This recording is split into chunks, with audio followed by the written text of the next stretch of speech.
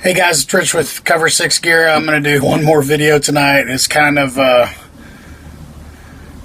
it's something I really don't hear a lot much anymore at the gun show. Most people just pick whatever, their carry gun, whatever works for them. But there are some things that I think people need to think about on a carry gun, especially if you're like me and you travel. By the way, this is stupid shit you hear at the gun show. Kind of off track, but it'll be fun. So, like me, I'm traveling. I travel all over the country. Rarely do I go unarmed, unless it's through Illinois or, I don't even go to New York. I only go through Illinois because it's on the way to somewhere else. Most of the oppressed states of America, I will not go to. We have people who contact us, promoters or whatever. We just don't go there. If I can't carry a AR in the RV and lots of high capacity magazines for all the different weapons, extra ammo and stuff for the family, we're just not going to go. There's no reason to take my money there. But to that point, let's say I go to Atlanta to do a show, visit my brother, do whatever. I buy police trade-in guns. I look through them pretty good. I don't care if they're scuffed up or whatever. If they're a carry gun, it's a tool.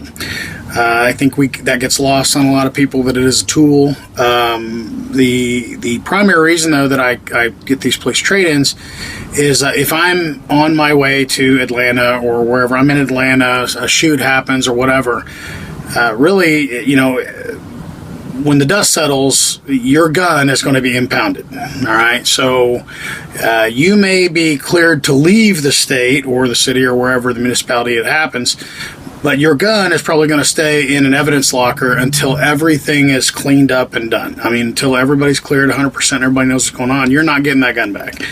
I seriously doubt you're going to get it back within days. That's just not the way law enforcement works. They have to make sure everything's good. So you can imagine if I've got a $1,200 Kimber or whatever it is, it's in Atlanta, I'm driving back or flying or whatever it is. When they're done, depending on what happens, there's a really, really good chance that you are not going to get that sent to you at your local FFL. Especially if you're in one of those oppressive Northeast areas where, they are anti-gun and they just don't want to see a gun on the street. They're probably not going to mail it to you. They're going to tell you that you have to come back and retrieve that gun. They will issue it to you at the police department where you can, take it home. If not, they will take care of, give you so many days and then they will sell it or, destroy it or whatever. Which to me is problematic because the chance of me getting back there in time to do whatever, obviously if it's a $1,200 gun, I mean, what choice do you have? You're going to throw $1,200 away, or you're going to spend $600 to go get it. I mean, it's, what do you do? Now, in my instance, I bought a $300 or $350 Glock, that was a police trade-in. Maybe I put new night sights on it. Maybe I put a new guide rod in it. I've obviously tested it, functioned it, make sure it works really well. So I'm into this gun for $450, maybe $400, and I know it's already broken in. Everything works good, and to be perfectly honest with you, if something happens to it, and I have to leave Atlanta and it's sitting down there, they call me and say, come and get it. If I don't make it back, I mean, what's a flight going to cost? That's going to be $300 at least getting down there, getting the weapon, recovering all that, plus my time.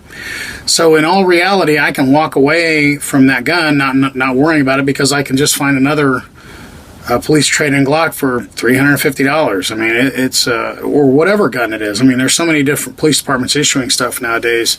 It's not just Glocks. So this is something to really think about. The other thing is, what if that department, if the DA or whoever, they inscribe the case number on the side of the slide or on the side of the weapon somewhere, that those kind of things have happened, or it's engraved on there. So now you have this $1,200 gun, you went back and got it, and find out that they've got these markings on it.